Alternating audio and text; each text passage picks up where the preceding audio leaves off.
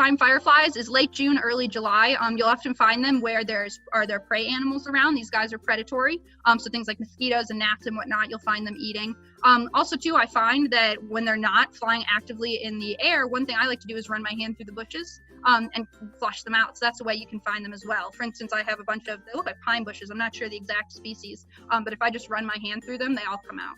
So they're not truly glowing. It's the bacteria that luminesces, which is very interesting. And they use that, they flash certain patterns to attract females who live on the ground. The females cannot fly, and the females will mimic those patterns, essentially saying, I accept you as a mate, I want you to come find me, things like that. You can tell the difference is looking at the shell shape, size, and that front piece of their shell is called the pronotum. It's essentially that large shell piece that's right by the front of their head, typically where it looks like orange or yellow, so that's like a good way to identify them.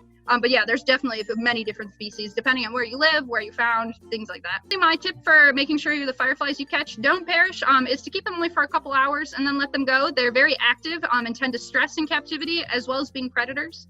So they do need the space to fly and hunt and things like that. So if you're looking to preserve the fireflies, my suggestion is only keep them for a couple hours to observe them, take photos, show your friends, all that stuff, and then let them go again. Guests leave the Insectarium is that they have some level of comfort with the insects if they were prior afraid of them, and some interest in learning more about them in the future. I would hope that they see them as, similarly to the way that, society sees dogs, cats, rabbits as animals to be interested in.